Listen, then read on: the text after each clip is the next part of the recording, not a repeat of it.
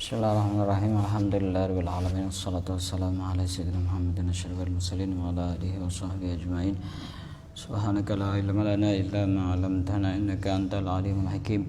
Wa tub 'alaina innaka antat tawwabur rahim wa taqabbal minna innaka antas samiul alim. Qala rabbi shrah li sadri wa yassir li amri wa hlul 'uqdatam min lisani yafqahu qawli. Nawaitu ta'alluma wa ta'lima li fadata wa istifada wa tamassuka ala kitabillah wa sunnati rasulih wa du'a ila al-huda wa dalala ala al-khair ibtigha mardatihi wa qurbihi wa thawabihi subhanahu wa ta'ala. Qala al-musannif rahimallahu ta'ala wa nafa'ana bihi wa bi 'ulumihi wa amadana bi asrari fid darin amin. Kita lanjutkan kajian kitab Al-Arba'in An-Nawawiyah yang dikarang oleh Al-Imam An-Nawawi, dan sekarang kita sudah sampai kepada hadis yang keberapa? 38. Sebelum kita mulai membaca hadis yang ke-38, saya ingatkan bahwasanya sekarang sudah tanggal 30 Rajab. Itu artinya kurang 1 bulan lagi kita sudah memasuki bulan puasa, bulan Ramadan. Karenanya yang masih punya hutang puasa itu segera untuk dibayar, segera untuk dilunasi, segera untuk diqadha. Kalau sampai hutang puasa pada tahun sebelumnya, tahun kemarin 2020 misalnya, belum terbayarkan sampai datang Ramadan yang berikutnya, maka apa yang dia peroleh?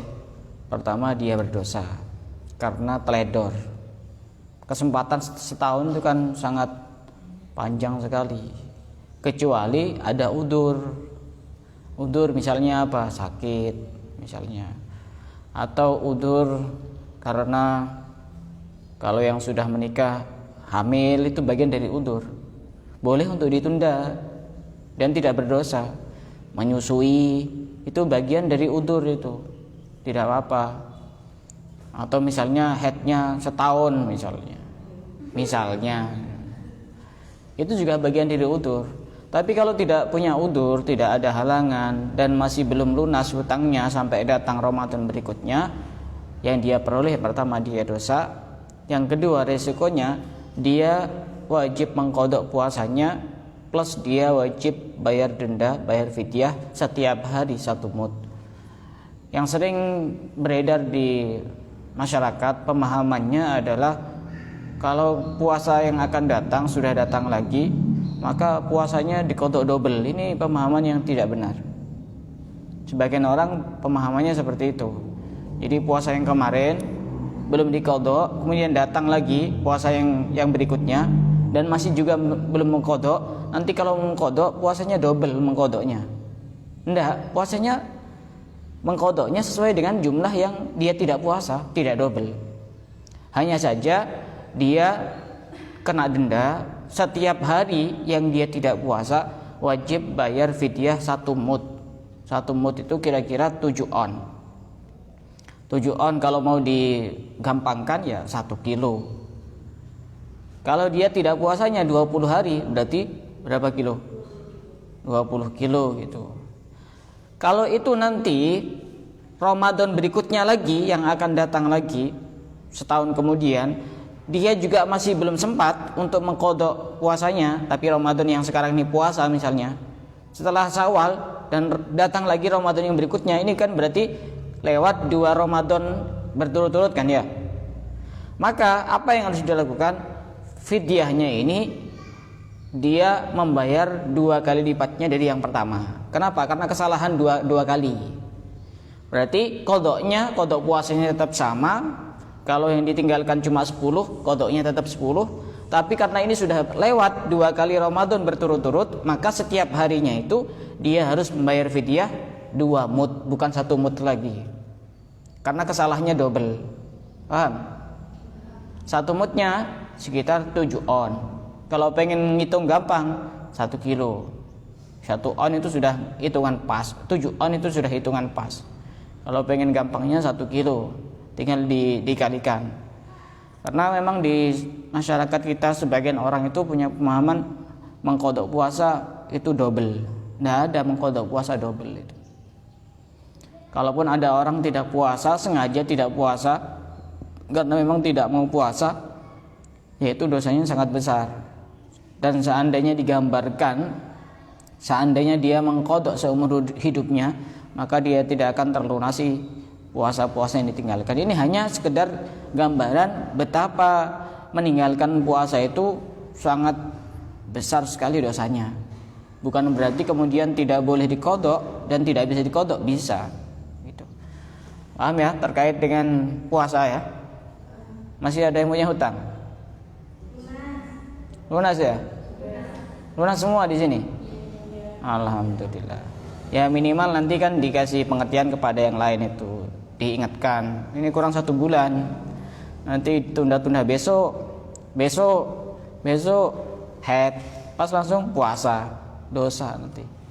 Mau dikasih waktu 1 tahun sangat panjang sekali. Kita lanjutkan hadis dari Arba'in An-Nawawiyah.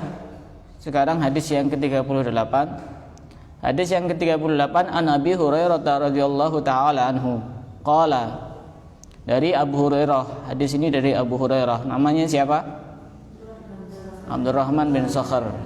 Abu Hurairah dari Rasulullah. Qala Rasulullah sallallahu alaihi wasallam. Rasulullah dari Allah. Qala Rasulullah innallaha ta'ala qala. Rasulullah bersabda bahwasanya Allah Subhanahu wa taala berfirman. Ini namanya hadis apa? Hadis qudsi. Jika ada qala Rasulullah, qala Allah, itu berarti namanya hadis qudsi. Rasulullah bersabda, Allah berfirman. Atau Rasulullah bersabda yang diriwayatkan dari Tuhannya, fi mayarwihi an rabbihi, itu juga sama-sama ciri-ciri hadis qudsi. Ini berarti Allah yang berfirman cuma melalui lisan Rasulullah dengan redaksi Rasulullah sendiri. Apa firman Allah? Apa hadis qudsi isinya? Man adali waliyan faqad adzantuhu bil harbi. Barang siapa yang memusuhi kepada waliku, walinya Allah, maka sungguh dia telah mengumumkan peperangan kepadaku. Memusuhi wali Allah itu sangat bahaya, karena orang tersebut sama dengan ngajak perang sama Allah. Dan tidak mungkin menang kalau sudah yang diajak perang itu Allah. Tidak mungkin menang. Dalam satu riwayat yang lain, bukan memusuhi, tapi menghinakan. Man ahana li waliyan, barang siapa yang menghinakan waliku. Dalam satu riwayat yang lain juga disebutkan man adzalla li waliyan, barang siapa yang menghinakan waliku, maka dia mengumumkan peperangan kepadaku. Artinya jangan sampai kita menyakiti wali-wali Allah. Siapa itu wali Allah? Syarat orang itu menjadi wali, syaratnya cuma 1. Jadi tidak gampang orang kemudian ngaku jadi wali kalau tidak memenuhi syaratnya. Di sini ada yang ngaku jadi wali, dan memang ada. Dia tidak sholat, dia tidak puasa. Katanya sholatnya bukan di sini, sholatnya di Mekah. Kemudian puasa, nggak tahu dia kenapa kok udah puasa. Tapi memang ada, dan pengikutnya banyak. Ya kita lihat sendiri, apakah memenuhi syarat atau tidak menjadi wali. Syarat untuk bisa dikatakan orang tersebut menjadi wali 1, alimun, orang alim atau dia berilmu. Kalau dia tidak berilmu, contoh misalnya, tanya aja, yang membatalkan sholat ada berapa? Masih tolak-tolak ke kanan kiri. Nah, aku jadi wali murid ya bener. Kalau walinya Allah, wali Allah itu pasti alim. Wali Allah pasti alim, ngerti tentang seputar hukum-hukum Islam dan seputar syariat-syariat Islam. Semuanya ngerti. Wali Allah itu pasti alim. Kalaupun seandainya dalam satu keterangan disebutkan mattakhadallahu min waliyin jahil, Allah tidak pernah dan tidak mungkin menjadikan orang yang bodoh sebagai wali. Seandainya pun wala takhadahu la'allamahu. Seandainya pun ada orang bodoh diangkat oleh Allah menjadi seorang wali, pasti orang bodoh tersebut akan dialimkan oleh Allah, akan dipintarkan oleh Allah, akan diajari langsung oleh Allah. Jadi jangan gampang-gampang ngaku jadi wali, hukum-hukum yang remeh-remeh saja ada tahu. Dan memang ini fenomena di sini ada gitu. Dia tidak sholat, dia tidak puasa, tapi ngaku jadi wali. Wali itu jangan digambarkan kayak di TV-TV itu, kemana-mana bawa jubah, kemudian bawa tasbih, kemudian subhanallah, la ilaha illallah, astagfirullah, keras. Tidak seperti itu. Wali itu bisa jadi orangnya biasa, bisa jadi orangnya itu tidak terkenal, bisa jadi wali seperti itu. Jadi wali bukan yang kayak punya kesaktian, punya kehebatan. Wali bisa jadi orangnya biasa-biasa saja, tapi dia menjadi wali yang sangat terkenal di hadapan Allah. Nah, itu syaratnya satu, alim. Orangnya berilmu, orangnya alim. Pernah ada cerita nyata, ini di Indonesia. Pernah ada salah seorang kiai daerah Jawa Tengah. Itu beliau alimnya luar biasa. Alimnya luar biasa. Kalau ada permasalahan-permasalahan seputar hukum-hukum fikih, hukum-hukum Islam, macannya itu dia. Bisa jawab terus itu. Tapi waktu itu beliau itu merasa ada yang kurang di dalam dirinya itu.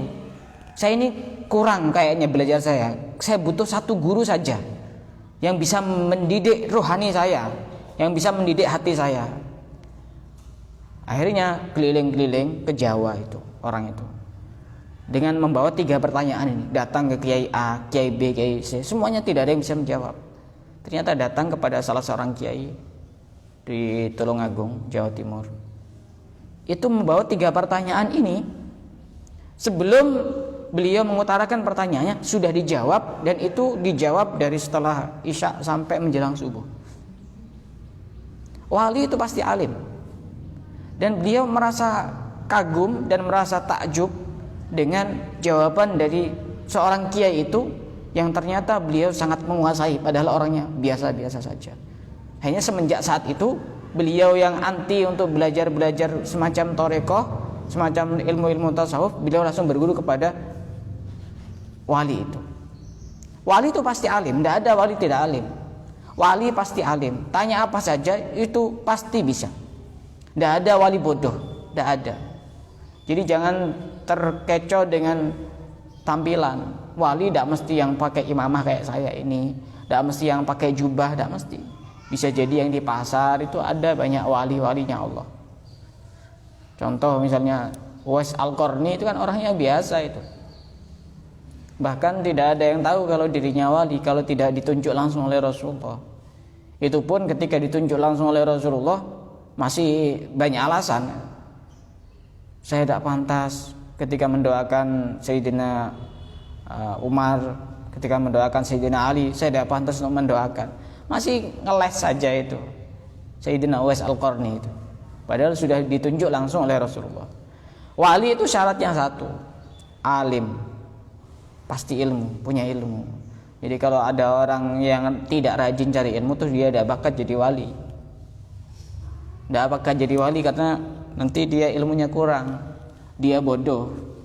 Orang yang rajin cari ilmu saja belum tentu jadi wali, apalagi tidak rajin cari ilmu. Ya jadi wali tapi wali yang lain, wali murid, bukan wali beneran. Itu syaratnya satu, alim. Sedangkan rukun menjadi wali ada 2. Seperti halnya rukun di dalam sholat itu, kalau rukunnya tidak dilakukan maka tidak sah sholatnya, betul ya? Rukun di dalam sholat kalau tidak dilakukan, apa cukup mengganti sujud sahwi, apa tidak sah? Tidak sah. Kalau rukun itu tidak bisa ditawar. Rukun tidak dilakukan maka tidak sah sholatnya. Ini wali juga seperti itu, punya 2 rukun yang harus terpenuhi. Tidak boleh satu rukun saja tidak ada. Kalau satu saja tidak ada, maka dia tidak pantas untuk menjabat sebagai seorang waliullah. Apa yang pertama? Kaunuhu fi dhahiri munqadan lisyariah. dohirnya itu dia tunduk kepada syariat. Maksudnya bagaimana? Syariat memerintahkan sholat, dia sholat. Syariat memerintahkan puasa, dia puasa. Syariat memerintahkan zakat, dia zakat. Pokoknya dia tunduk kepada aturan-aturan syariat, baik itu urusan yang wajib maupun urusan-urusan yang sunnah, dan bahkan urusan adab dan tata krama. Itu termasuk bagian dari rukunnya seorang wali. Kalau ada ngaku-ngaku jadi wali, dia tidak sholat, itu walinya setan. Wali itu sholat, tunduk kepada syariat. Bahkan ada seorang wali terkenal yang bernama Abu Yazid Al-Bustami rahimahullah ta'ala. Beliau berkata, "Lau nadartum ila rajulin u'tiya minal karamati hatta tarabba'a fil hawa fala taqtadu bihi." Kata Abu Yazid Al-Bustami, jika kalian melihat ada seseorang diberikan karomah sehingga dia bisa bersila di atas angkasa, di awang-awang, di atas jadi bersila di atas itu, di angkasa itu. Fala taqtadu bihi, maka jangan ikuti. Sampai apa? Hatta tanduru kaifa tajidunahu indal amri wan nahyi wa hifdzil hudud wa adabis syariah. Sehingga kalian menemukan bagaimana dia melakukan perintah-perintah Allah, bagaimana dia menjauhi larangan-larangan Allah, dan bagaimana dia menerapkan adab-adabnya syariat. Jadi kuncinya orang itu diikuti atau tidak bukan karena dia sakti atau tidak. Lihat dulu keistiqomahan menjalankan syariat. Jangan dikit-dikit itu orang itu hebat, cuma niup 3 kali dia langsung bisa menyembuhkan orang. Lihat dulu sholatnya bagaimana, puasanya bagaimana. Kalau cuma sekedar terbang di awang-awang, burung juga bisa. Kalau cuma bisa di atas air, ikan juga bisa. Tidak usah wali, itu bisa semuanya. Bahkan diceritakan juga dari beliau Syekh Abu Yazid Al-Bustami. Dulu ada seorang laki-laki yang terkenal, katanya itu viral jadi wali. Kalau sekarang istilahnya viral jadi wali. Akhirnya Syekh Abu Yazid Al-Bustami ini penasaran. Saya kok penasaran, itu orangnya kayak apa kok sampai terkenal jadi wali itu. Akhirnya dicari, ternyata orang tersebut berada di masjid. Dan pada saat di masjid, Syekh Abu Yazid Al-Bustami ini melihat orang tersebut meludah ke arah kiblat. Akhirnya kepenasarannya Syekh Abu Yazid Al-Bustami ini sudah hilang. Sudah tidak mau nyapa, sudah tidak salam kepada orang tersebut. Ya sudah, akhirnya kembali kepada rumahnya sendiri. Syekh Abu Yazid Al-Bustami kemudian berkata kepada murid-muridnya, "Mari kita pulang saja. Ini bukan wali karena tidak menjaga adab-adab syariat." Walaupun ini bukan urusan wajib, bukan urusan sunnah, tapi urusan adab. Wali itu lengkap, wajib dilakukan, sunnah dilakukan, adab-adab juga dilakukan. Makanya kita itu sebisa mungkin kalau meludah, jangan meludah ke arah kiblat, tidak bagus. Jangan meludah ke arah kiblat. Kalau kita menghadap ke barat misalnya, ngeludahnya ke selatan, ke bagian kiri, itu. Kalau misalnya kita ngelihat menghadap ke timur, ngeludahnya ke sebelah utara. Dan jangan ngeludah ke depan. Tidak bagus. Itu akhirnya Syekh Abu Yazid Al-Bustami sudah tidak percaya kalau dia wali. Bahkan ulama-ulama hadis itu ada yang sampai berjalan berkilo-kilometer untuk mencari perawi hadis, katanya dia pernah menerima hadis dari Rasulullah. Kemudian ada perawi hadis ini, orang yang mencari hadis ini melihat, ketemu sama orang itu. Dilihatnya orang itu ini manggil kucing. Bus. Setelah itu tidak dikasih makan, sudah tinggal pergi. Ini bukan perawi hadis yang sebenarnya, karena dia sudah membohongi kucing. Padahal ini urusan kucing. Bahkan ada yang meludah juga langsung ditinggal. Padahal sudah berjalan berkilo-kilometer, dulu kan tidak ada kendaraan. Ditinggal karena dia meludah ke arah kanan atau ke arah kiblat. Ini hanya ditinggal. sebegitu detailnya Islam sampai kepada kita. Ini benar-benar yang sudah pilihan ini yang sampai kepada kita ini. Tidak sembarangan menerima orang itu. Jadi mencari guru itu juga penting, bagaimana dia menjaga adab-adab syariat.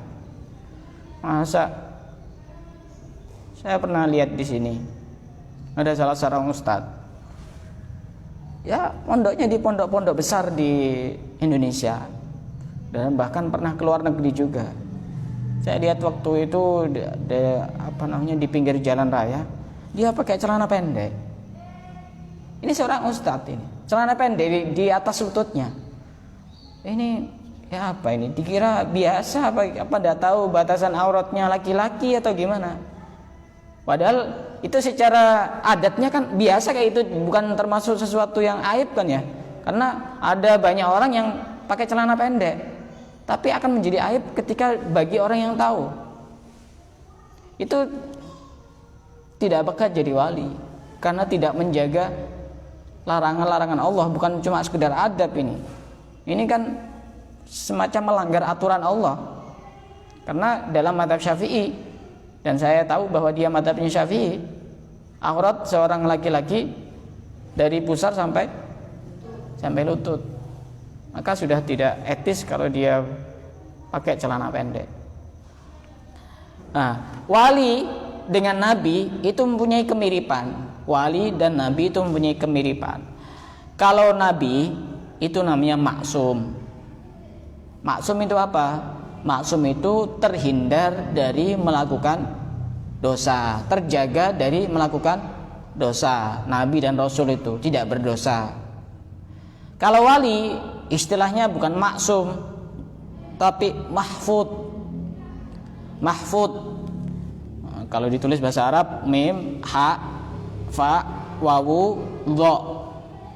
Mahfud artinya apa? Terjaga dari melakukan dosa. Tapi ada kemungkinan juga melakukan dosa. Hanya saja bedanya wali dengan kita, kalau wali itu segera untuk bertaubat dari dosanya sebelum 6 jam. Itu bedanya wali.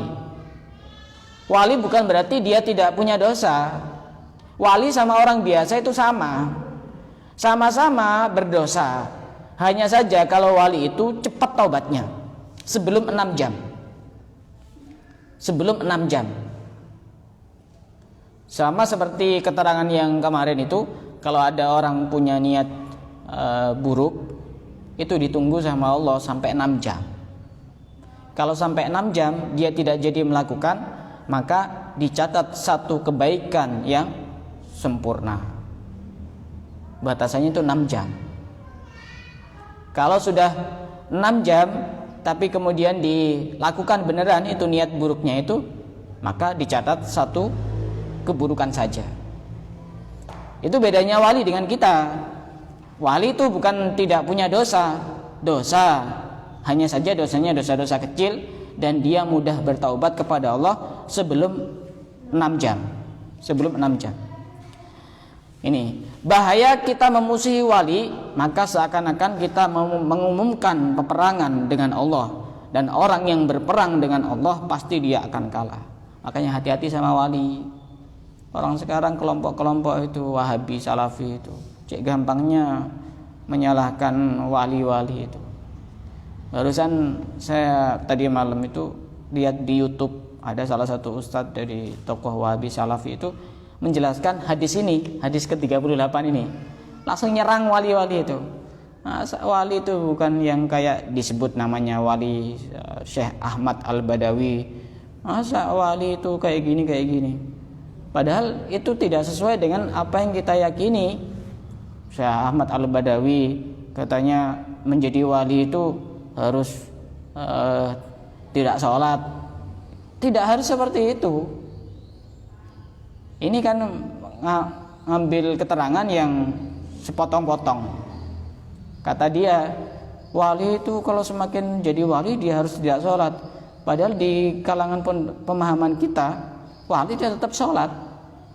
Kalaupun ada orang tidak sholat, itu pun karena dia tidak sadar, bukan karena dia meyakini bahwa dia tidak wajib sholat. Karena memang ada sebagian orang yang terkenal menjadi wali tapi dia tidak sholat. Bukan karena dia melanggar aturan Allah, karena dia sudah, hatinya itu sudah tidak sadar. Kalau istilah tasawufnya itu jadzab, sudah tergila-gila kepada Allah. Gampang sebenarnya analoginya. Ada orang sudah kadang tergila-gila sama kekasihnya, punya janjian misalnya nanti sore misalnya. Saking rindunya, saking cintanya kepada kekasihnya, sampai dia lupa tidak makan. Mungkin apa tidak mungkin? Mungkin. Dan dia tidak sadar seperti itu. Kadang kita juga kalau lagi asik ngobrol sama teman akrab, sahabat gitu, sampai lupa belum makan, dan kita juga tidak sadar. Dan wali-wali itu juga bukan karena mereka tidak sholat itu karena memang dia melanggar dan sengaja untuk melanggar aturan-aturan Allah, bukan. Karena saking hatinya itu, saking besarnya cintanya kepada Allah sampai dia tidak sholat. Tapi ini hanya beberapa saja. Wali secara umum tidak seperti itu. Ini hanya beberapa orang saja. Contoh yang lain misalnya Sunan Kalijaga. Sunan Kalijaga itu kan dikasih amanat sama gurunya. Ini ada bambu ditancapkan di situ. Dan bambunya itu ditancapkan di ada sekitar sungai. Kali itu kan bahasa Jawa. Kalau bahasa Indonesianya sungai itu. Sungai. Kali itu bahasa Jawa. Bahasa Indonesianya sungai. Sunan Kalijaga, menjaga kali, menjaga sungai. Ini kasih bambu sama gurunya. Ini tunggu ya sampai bambunya jadi banyak. Ditunggu tidak sholat. Tapi karena sudah menyatu hatinya kepada jadi dia itu bukan sadar 100% total sadar, tidak. Jadi selama itu pula di situ terus Sunan Kalijaga, tidak kemana-mana Sunan Kalijaga itu. Tapi ini hanya contoh beberapa saja. Tapi kebanyakan wali itu tidak seperti itu. Ini pun tidak bisa ditiru. Jangan niru tidak sholatnya, niru keistiqomahnya. Orang itu ngelihat, oh itu wali tidak sholat, berarti saya tidak sholat. Jangan niru tidak sholatnya, kita orang-orang biasa. Itu. Nah, karenanya orang yang memusuhi wali Allah, maka kata Allah, sungguh dia telah mengumumkan peperangan kepadaku. Dan bahkan ada satu keterangan yang lain, bukan hanya sekedar wali, tapi memusuhi orang yang di dalam hatinya ada la ilaha illallah, maka dia juga akan mendapatkan balasan dari Allah, maka dia akan sama dengan memusuhi Allah Subhanahu wa taala. Memusuhi muslim, memusuhi mukmin itu sama, semuanya sama. Artinya kita tidak boleh memusuhi siapapun. Karena yang paling pantas untuk kita musuhi adalah setan. Dalam satu hadis disebutkan man adza mu'minan faqad adzani. Barang siapa yang menyakiti seorang mukmin, maka sungguh dia telah menyakitiku, kata Rasulullah. Wa man adzani faqad adzallah. Barang siapa yang menyakitiku, maka sungguh dia telah menyakiti Allah. Wa man adzallah ta'ala falyatabawwa maq'adahu minan nar. Dan barang siapa yang menyakiti kepada Allah, maka bersiap-siaplah untuk menempati tempatnya di neraka. Kemudian lanjutan hadis qudsinya ini, wa ma taqarraba ilayya 'abdi bi syai'in ahabba ilayya mimma aftaratuhu alaihi. Dan tidak mendekatkan diri kepadaku hambaku dengan sesuatu yang lebih aku cintai melebihi apa yang sudah aku fardukan kepadanya. Artinya taqarrub kita, mendekatkan kita kepada Allah, mendekatkan diri kita kepada Allah yang paling dicintai oleh Allah, yaitu dengan melakukan ibadah wajib. Jangan melakukan ibadah yang sunnah tapi yang wajibnya masih keteteran. Karena di sini orang yang salah satu syarat orang bisa jadi wali ini juga dia rajin untuk melakukan ibadah wajib, dan ibadah wajib tidak ditinggalkan. Wala yazalu abdi yataqarrabu ilayya bin nawafili hatta uhibbah. Kalau ada seorang hamba yang istiqomah mendekatkan diri kepada Allah dengan melakukan ibadah-ibadah sunnah, tapi dengan catatan setelah melaksanakan ibadah wajib, maka orang tersebut akan dicintai oleh Allah. Ciri-ciri wali itu istiqomah melakukan ibadah-ibadah sunnah. Beda ibadah wajib dengan ibadah sunnah itu. Ibadah sunnah itu banyak godaannya. Ibadah wajib kemungkinan niat-niat yang tidak baik itu jarang. Kenapa? Karena semua orang sama. Sholat duhur, kamu sholat duhur, saya sholat duhur. Kamu puasa Ramadan, saya puasa Ramadan. Jadi niatnya itu kemungkinan lurus semuanya. Jarang yang kemudian niatnya nanti sholat duhur biar dipuji sama orang.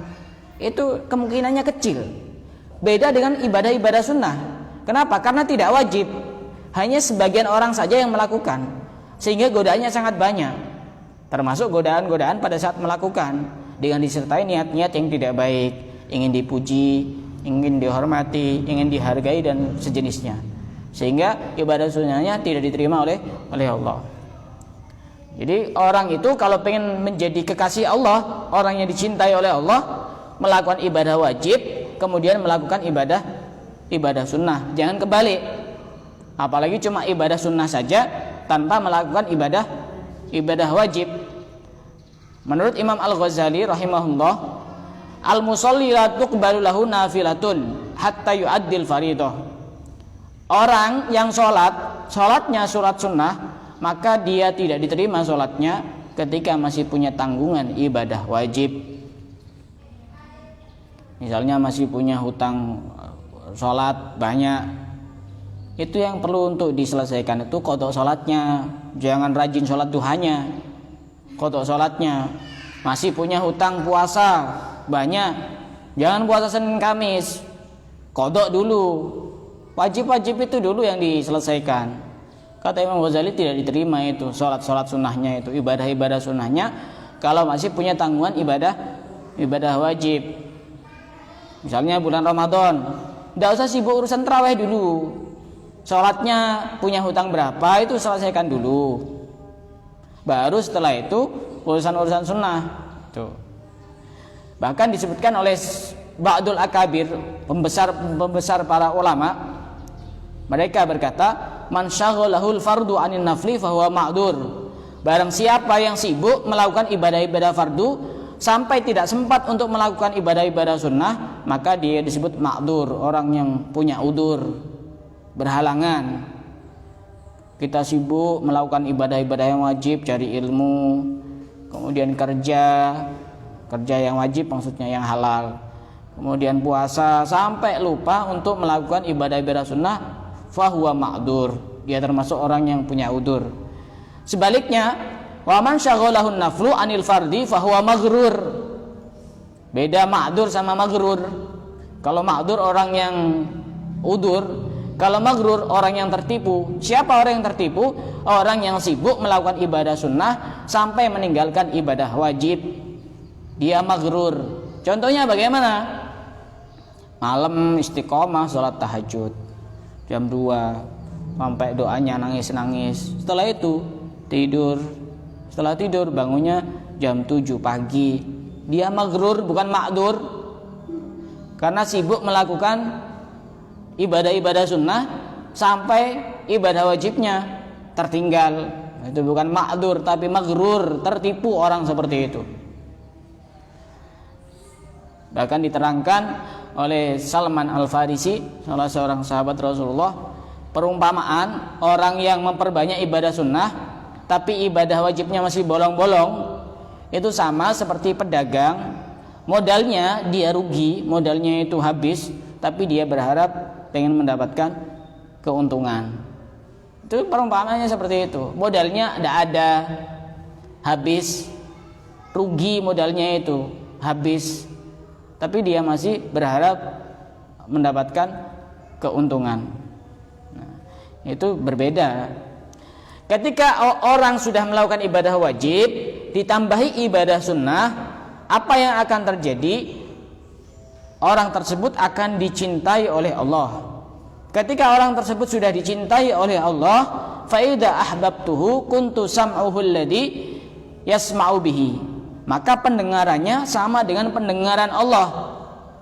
Di sini yang perlu untuk kita pahami, bukan berarti Allah punya telinga, bukan.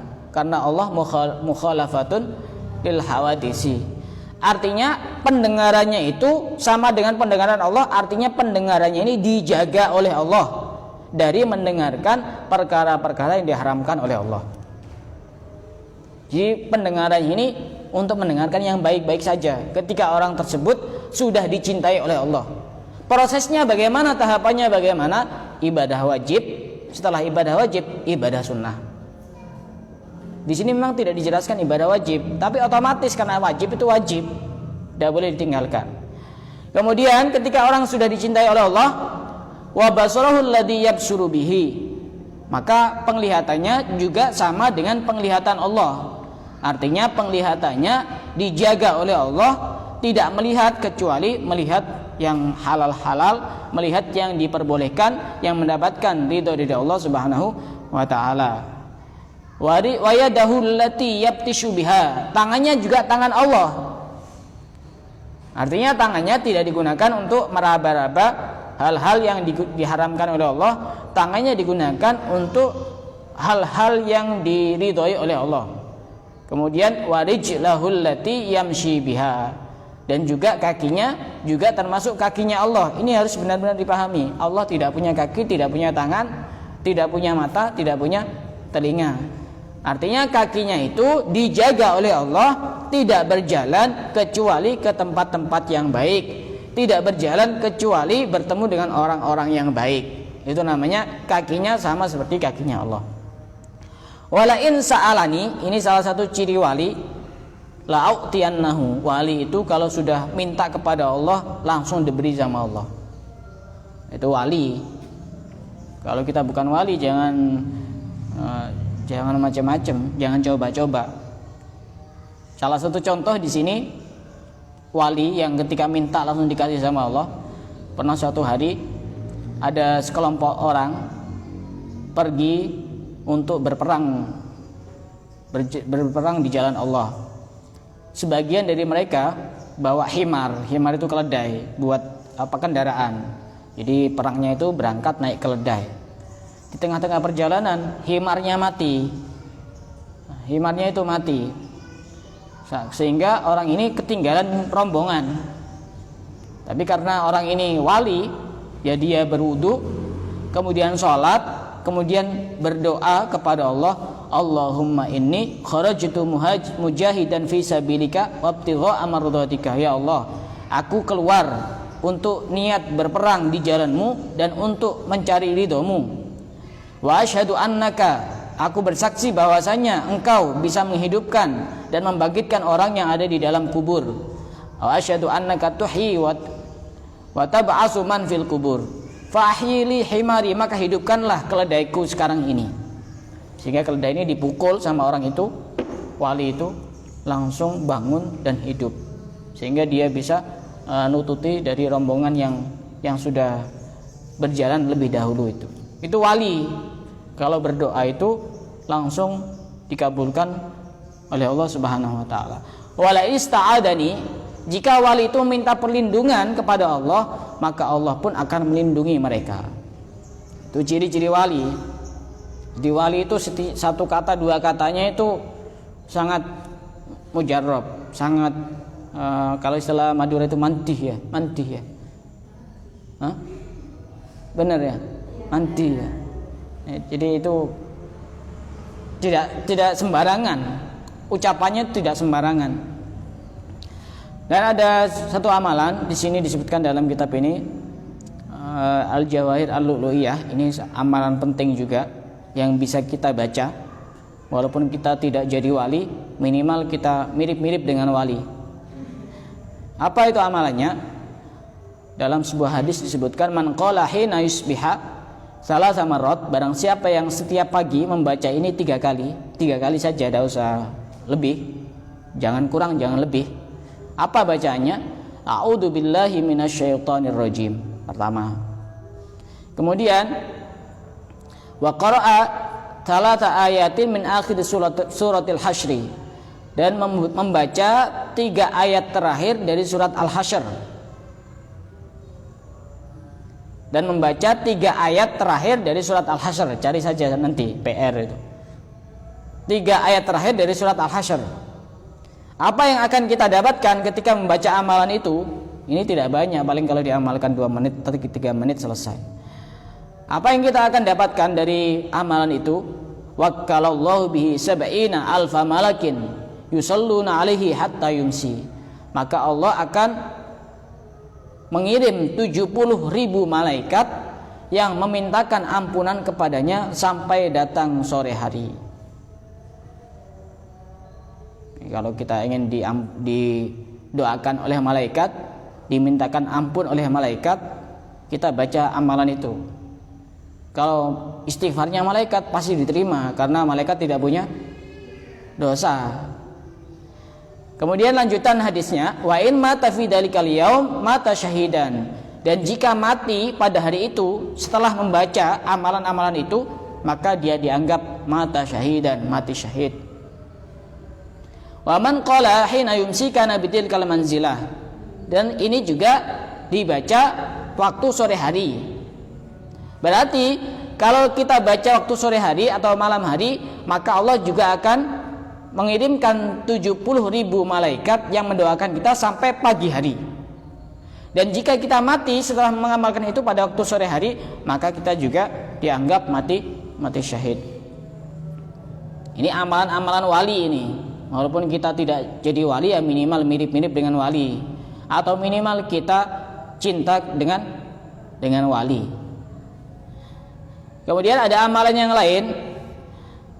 Dalam sebuah hadis disebutkan, man nazala manzilan faqala, barang siapa yang menempati satu tempat kemudian dia membaca a'udzu bikalimatillahi tammati, a'udzu bikalimatillahi tammati. Ini dibaca ketika singgah di satu tempat, apalagi tempat-tempat yang baru yang kita sendiri jarang di tempat itu, apalagi di tempat-tempat yang sekiranya agak angker, baca itu a'udzu bikalimatillahi tammati. Apa yang akan terjadi? Lam yadurruhu syai'un hatta yartahila min dzalikal manzil. Maka tidak akan membahayakan sesuatu apapun sehingga dia pergi dari tempat itu. Ini amalan-amalan wali tadi. Terkait dengan rukun wali tadi kayaknya masih satu yang saya sebutkan ya. Kelupaan. Rukun wali itu ada 2. Yang pertama, dohirnya itu tunduk kepada aturan-aturan syariat. Sedangkan batinnya, kaunuhu fil batin mustaghriqan binuril haqiqah. Sedangkan batinnya itu dipenuhi dengan cahaya-cahaya hakikat. Apa ciri-cirinya orang itu dipenuhi dengan cahaya hakikat? Yang pertama, ayyakuna farahuhu bi taatillah. Kebahagiaannya itu adalah ketika melakukan ketaatan kepada Allah, ketika melakukan kebaikan, ketika melakukan amal soleh, ketika melakukan ibadah, itu kebahagiaannya ada di situ. Itu ciri-ciri dari segi batinnya. Bukan karena kebahagiaannya mendapatkan uang, bukan. Tapi bisa jadi ini juga ciri-ciri wali, ketika orang tersebut mendapatkan uang, dia tetap bahagia, tapi bahagianya semuanya disandarkan kepada Allah. Ini yang memberi rezeki saya, Allah. Kemudian uangnya digunakan untuk hal-hal yang mendatangkan ridho Allah. Itu juga sama. Itu juga salah satu ciri wali. Nah, ciri-ciri yang berikutnya, batinnya itu tanda-tandanya apa? Wastinasuhu bidzikrillah. Dia merasa tentram ketika berzikir kepada Allah, mengingat Allah. Dan yang ketiga, ay alla yakuna lahu istiqrarun siwallah. Dia tidak tenang kepada selain Allah.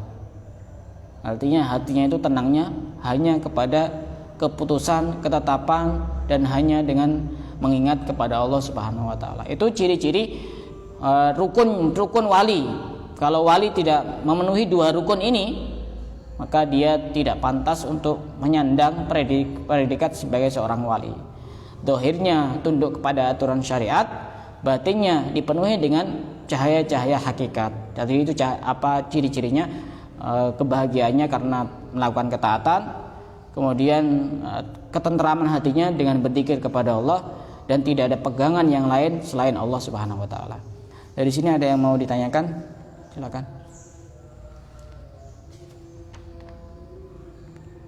Kita masih ada 4 hadis. Insyaallah besok kita langsung mulai pembahasan puasa karena kurang 1 bulan. Nah, kita langsung masuk pembahasan puasa. Dipersiapkan dengan baik caratannya, terutama bukunya. Nah, kalau bisa cari buku yang khusus puasa, karena nanti akan banyak yang tanya puasa itu nanti. Kita yang belajar masa tidak bisa jawab. Ada beberapa keterangan terkait dengan orang yang berpuasa setelah nisfu Sya'ban. Itu ada larangan, tidak boleh berpuasa setelah nisfu Sya'ban. Itu memang ada hadis. Idza intasafa Sya'ban fala tasumu. Jika sudah pertengahan Sya'ban maka jangan puasa. Tapi ini larangan ini akan menjadi boleh dengan beberapa syarat. Pertama, orang yang masih punya tanggungan puasa. Kedua, orang ini punya kebiasaan puasa sunnah, misalnya Senin Kamis. Kemudian setelah tanggal 15 masih ada Senin Kamis, ya tidak apa-apa. Ketiga, disambung dengan puasa sebelum nisfu Sya'ban, itu boleh. Karenanya kalaupun mau mengqadha itu biar kita keluar dari khilaf di antara para ulama, lebih baiknya sebelum tanggal 15 sudah beres semuanya. Karena memang sebagian pendapat ada yang mengatakan haram berpuasa setelah tanggal 15 Sya'ban. Walaupun dalam mazhab Syafi'i ini haramnya tidak haram yang sesungguhnya, tapi makruh tahrim.